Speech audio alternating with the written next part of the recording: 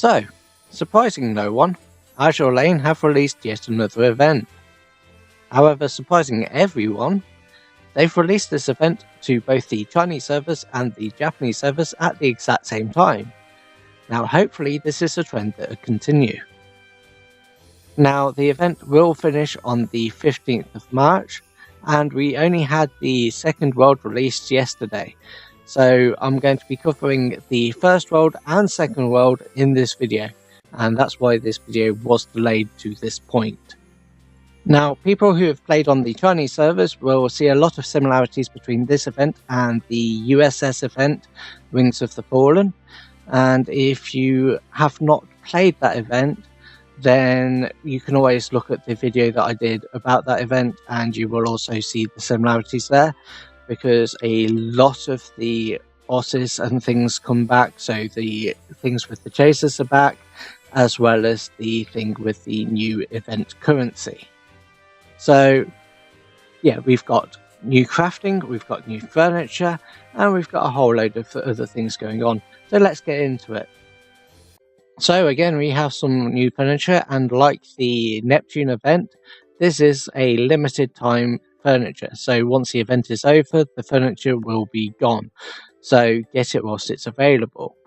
And again, there is limited furniture that is also only available to buy with diamonds. We of course have some daily quests, and that's going to be 3 times craft and 15 battles, and you get your tokens for the lucky dip from it. And as is standard event procedure, you do have the limited time craft, and that's if you have any cubes left, which is the problem with having back-to-back events. We've had no chance to stock up here. So, yep, stick with 3 crafts, get your daily done, and yeah. And the lucky dip is back, because everybody thought it was such a great idea last time, opposed to having a shop which allowed you to actually buy what you wanted. Now we do have 2 new planes, which aren't too bad. However, to get them, you have to draw, and hope that you can actually get them first time, but you won't. So, save up your tokens, do your draws, and get the salty. Obviously, we have a nice little amount of things that you can get a variety of. This time it does have a little counter, so you can work down on these items, so you're not going to just get the same thing over and over again. There's only going to be a limited amount of them, so that's not too bad. And then once you've actually got your 2 planes, you can move on to the next step. And then you can draw for Duke of York. Haha. So, yeah. Nobody found this a bad idea last time. Nobody thinks it's a bad idea this time either. And anyway, on with the event. It's a bit of a strange event, because the first world is loosely based on the Battle of North Cape. The second world, I don't really know what it's loosely based on. I mean, I can tell you what the B2 world is actually based on, but the rest of it, no one really knows what it's actually based on. But yeah, World 1, or World A, and World C is loosely based on the Battle of North Cape, and that's why we'll see here HMS Belfast, Norfolk, and Sheffield. And spoiler alert, you'll also see Scharnhorst and Duke of York later on. It's also why in this event we do have the new ships Matchless, Musketeer, Jamaica, Sheffield, and Duke of York, because those ships did participate in the Battle of North Cape. As for Fiji, I have no idea why she's in the event, and Victorious, I'll come to her later. So anyway, A1. You get 100% completion for defeating the boss once, and that will get you the next map. You need to defeat 4 enemy nodes to spawn the boss, and that can be any enemy nodes including the Siren Chaser. However, for the 3-star requirement, the Siren Chasers do not count, and you need to defeat 15 enemy nodes. So, let's hit the music. を失ってさまよってる街を割りゆく世界でも体の奥で走るのをやめない命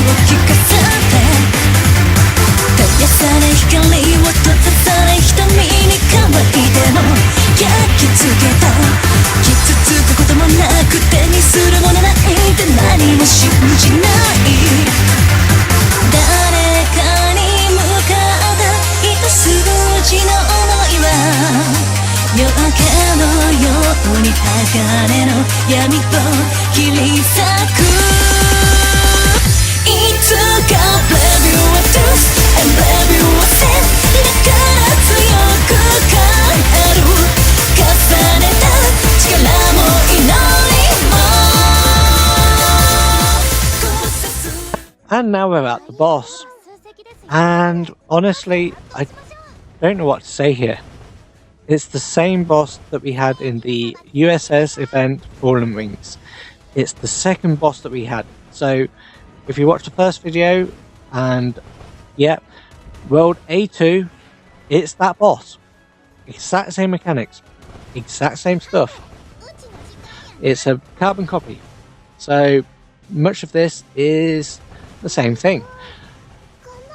So let's talk about the notable drops instead.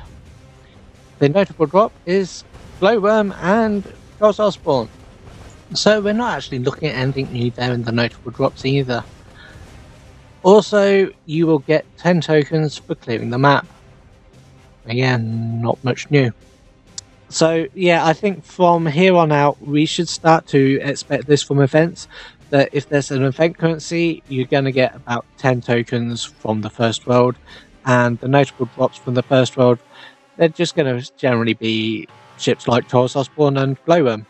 In fact, I think from the last few events, it's just generally has been Charles Osborne and Glowworm as the notable drops. So I think we are getting a pattern here. Talking of patterns, oh look, it's a construction cube and coins for defeating A1. 3-star clear, we are getting a destroyer blueprint. 3-star clear rewards do change event from event, so yeah, can't complain there. And on with A2. You need to defeat the boss twice to spawn the next map, and you need to defeat 4 enemies to spawn the boss. 3-star clearing requirements are 20 normal nodes, and we do have 2 Siren Chasers. The notable drops are actually different this time, as it features HMS York and HMS Exeter. You will get 15 tokens for defeating the boss. However, do keep in mind the daily 3 times multiplier for the first time you defeat the boss in that new day. So, time to hit the music.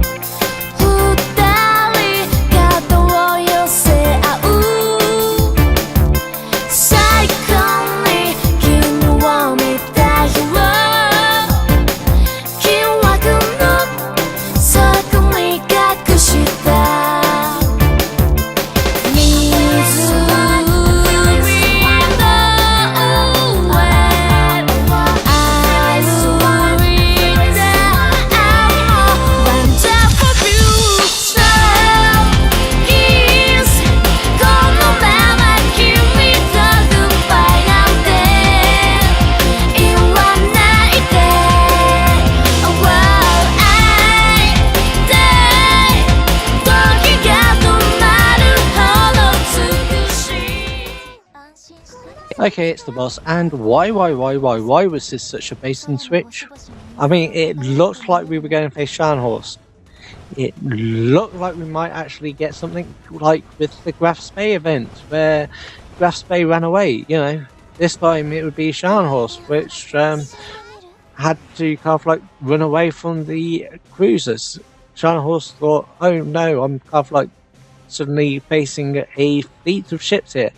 I wasn't prepared for this, and Scharnhorst pulled back and was chased into a bigger fleet, which was the whole thing with the entire trap.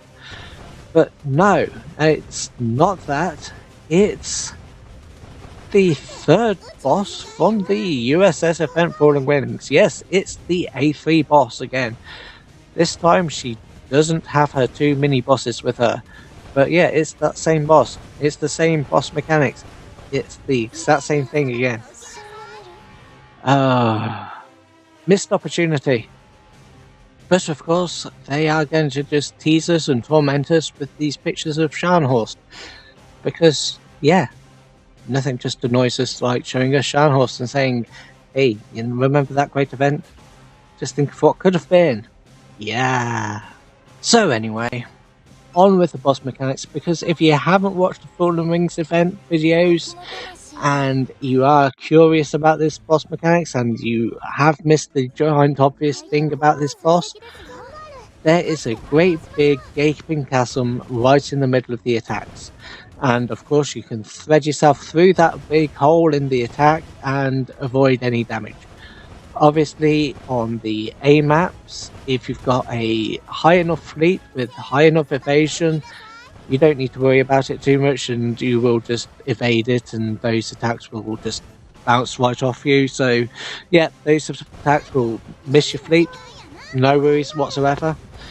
But on hard mode, you want to just kind of like sit back a little bit and evade your way all the way through it and just blast the boss down using airstrikes and your battleships. Airstrikes probably best. It allows you to stay at range. Beyond that, you know, this boss isn't a bother, it's not a worry. Even on hard mode, it's not really much of an issue. It's the next stage that is a bit of an issue, but hey, that's how these events go, and you should probably just worry about World D when you get there. Anyway, on with the rewards. Construction Cuban coins. Purple blueprint though for the 3-star clear, so yeah, I'm happy with that. So, we're finally at A3. So, if you're wanting to spawn World B, you need to defeat this boss 3 times. To spawn the boss, you need to defeat 4 enemy nodes. For a 3-star clear, you need to defeat 25 normal nodes. Music time.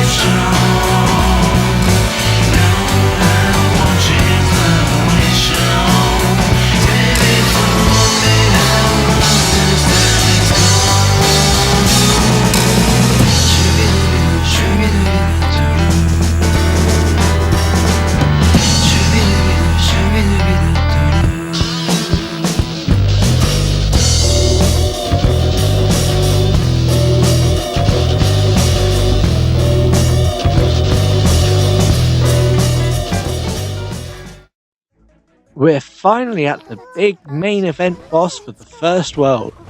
Yes, it's Scharnhorst. So, yeah, if you thought they were just going to be recycling bosses ad infinitum, yeah, we actually got some good news here. It was finally Scharnhorst that we got to face up against. Otherwise there probably would have been a bit of an outcry, and yeah, I would have definitely been salty if we didn't face Scharnhorst at some point in this event. So, yeah, finally we got the payoff for the entire setup of this first world event. We got to face Scharnhorst.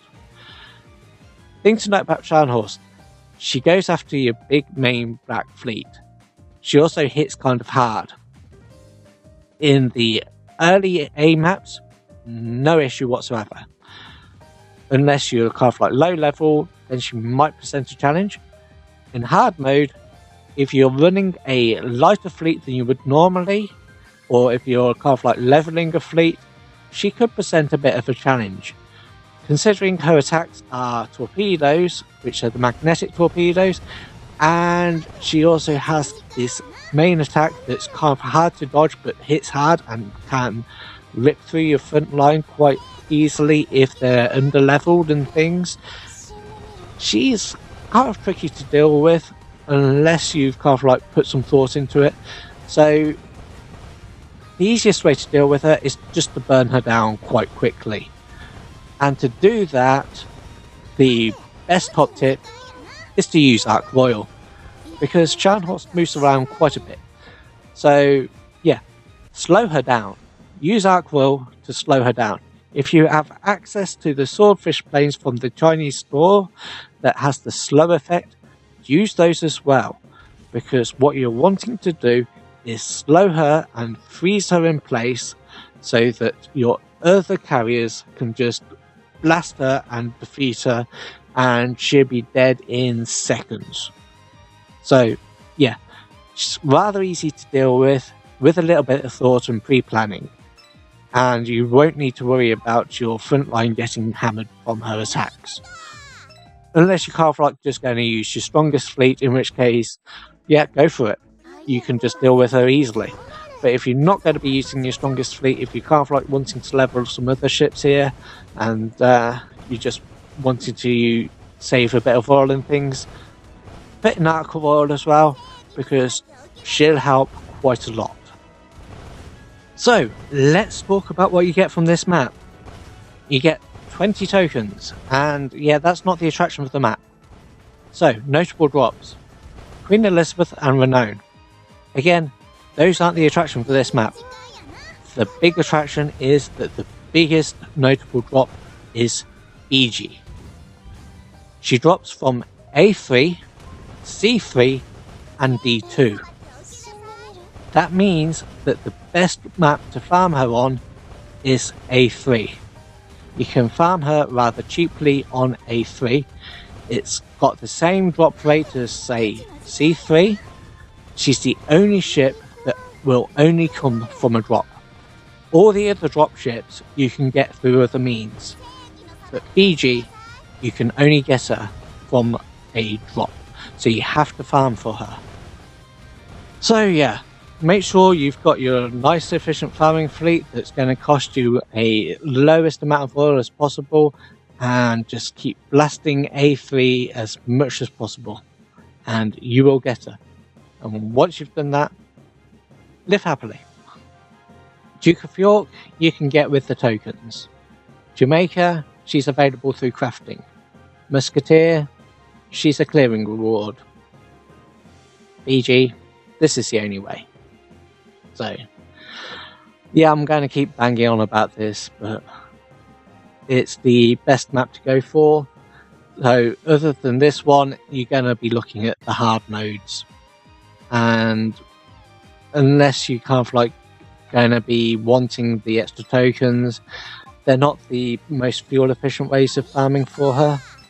So that's why I just recommend this one for farming. So rewards again, crafting cubes, coins, and destroyer blueprints. Now, as you can see, the video is a little bit long already, so I'm going to be chopping this into two parts. So part 1 is going up now, and part 2 is going to go up hopefully within the next 24 hours. Part 1 was going to go up late last night my time. However, it got blocked in several countries, so I had to wait until I got back from work today to mess around with it, and hopefully it should now go up okay, in theory. Part 2, as long as there's no issues, I should hopefully get it up within 8 hours. If there are issues with it, they'll probably be up in about 24 hours. But it should be no longer than that, so yeah, fingers crossed here.